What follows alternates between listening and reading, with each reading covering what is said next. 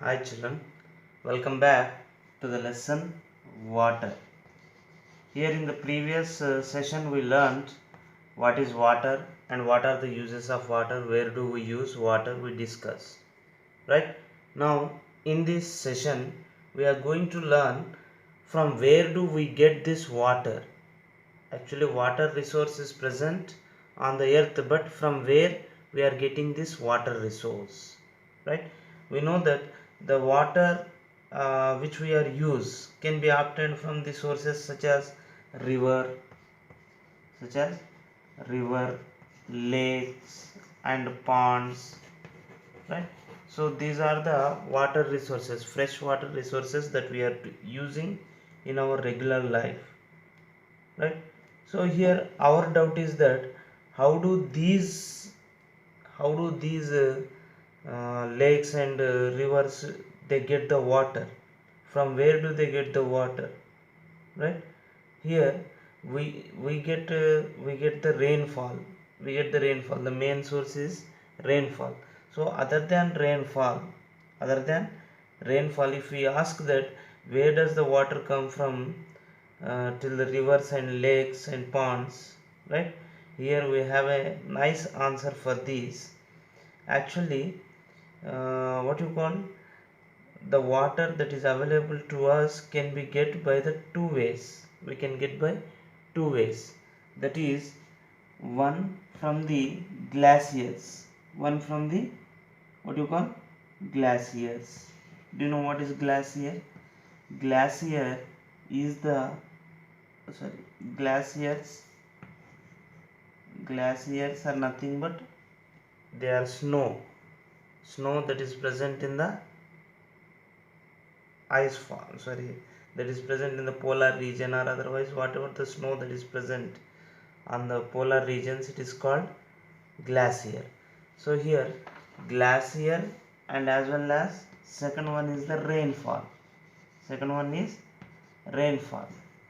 These are the two sources that we get water.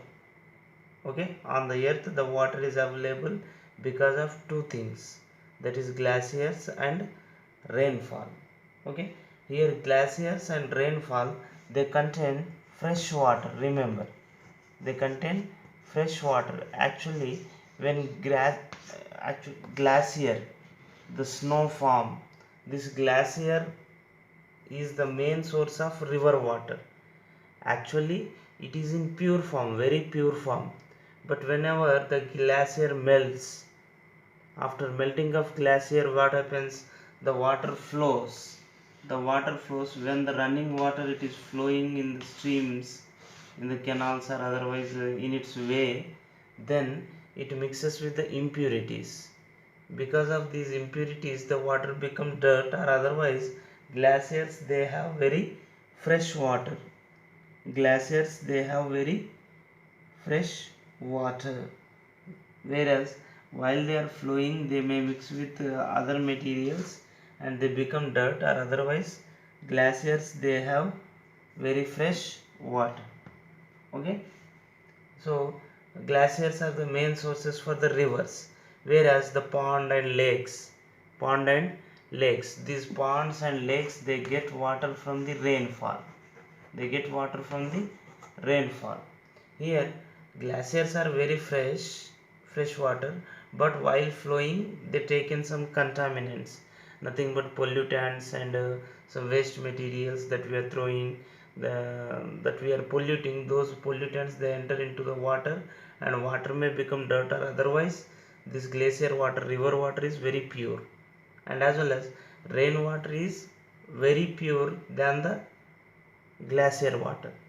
Here glacier water, it flows on the land so that it become impure, whereas rainfall occurs from the sky, so it is always in pure form.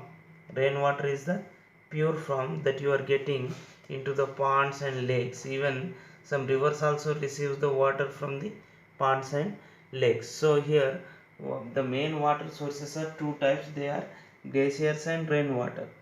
Whatever it may be, the glacier and rainwater, both are freshwater forms. Here sometimes whatever the water that fall on the ground, slowly this water seeps into the what you call ground level. It seeps into the ground level until it reaches a hard rock. So here hard rock will be there. It is called impermeable rock. So when water it enters into the soil layers, it seeps in, and whenever it touches the hard rock in the inner core surface of the earth, then the water stops here, and sometimes this water may comes out itself on the ground, and we call them as springs. They are called springs. The groundwater, the water which is entering into the soil layer, it is called groundwater. And this groundwater sometimes it comes out and it forms springs on the land. They form springs on the land. So springs also freshwater bodies. Springs also freshwater bodies. Groundwater is also freshwater body. Glacier water also freshwater body. Rivers, lakes and ponds also freshwater body. And remaining is called salt water. The next type of water that is available on the land is salt water. And we know very well the saltwater resource is nothing but ocean or sea. Sea and oceans, these are the fresh salt water bodies. And even 2 by 3rd of the 3 by 4th of the earth is filled with the water. For example, if it is earth, then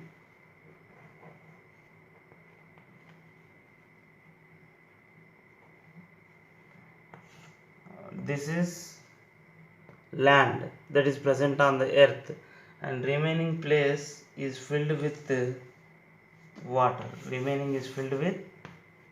So all over it is water area. So the water that is available on the earth 3 by 4th in the form of seas and ocean, and this is salt water. It is salt water. And whereas the freshwater body, they have less solutes in them. Means salts are very less in river, lake, pond or well, groundwater, glaciers. They have very less salts in them, so they are called freshwater. Whereas here in seas and ocean, it has purely salt water, and this water is very dirt and very impure. So that to make it salt water of the ocean and sea, purified water, it require more money, and it require more effort to convert it into fresh water. That's why salt water is not for our drinking, not for any other purposes. Even agriculture also not possible with the salt water. Only fresh water is utilized. So that whatever it may be, the amount of water is very high in the seas and ocean. What is the difference between sea and ocean? Sea is the smaller marine water body. If the surface area of this sea increases, then it becomes ocean. The big sea is called ocean. Simple. Big sea is called ocean, and this water is very salty, and it is not useful for the drinking and other domestic purposes. Even agriculture industries, we never use this water. It is useless. So here, whatever it may be, the water is salt water, and we are not using this water. But oceans, they play an important role in supplying fresh water which we are use. Means here whatever the water present here, they become fresh water. We are saying the man unable to convert it into fresh water, but naturally this salt water, it converted into fresh water and comes back to the freshwater bodies by the process called water cycle. In the cyclic form it comes back. We call it as water cycle. So here, before going to know about the water cycle, it is better to know about the forms of water. So water is available in three forms. Water is the only substance that available in three forms. That is, it is available in the solid form, in the liquid form, and as well as in gaseous form. Solid form, liquid form, and gaseous form. I'll give you a simple example. Just take ice cubes in a beaker. Ice cubes are nothing but frozen water. So before this, it is water, and when you keep in deep freeze, they become ice cubes. The water in the form of ice cubes means it is solid. You can break it, you can hold it, you can feel it, you can catch it, you can cut it. Those are solids. Whereas if you heat the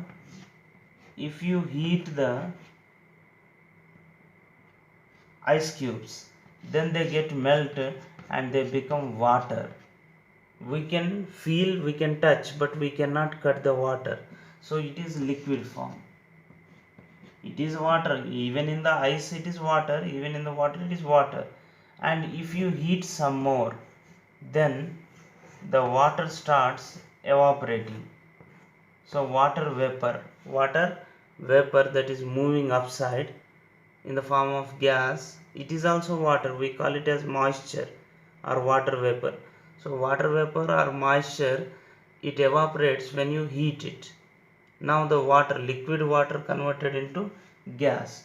Here solid upon heating converted into liquid, liquid upon heating it converted into gas. And if you reverse them, if you cool down the vapor, then it become water, means gas become liquid. And if you cool that water, again you will get the ice cubes. So reverse, upon heating, upon cooling. So when you heat the solid, it become liquid. When you heat the liquid, it become gas.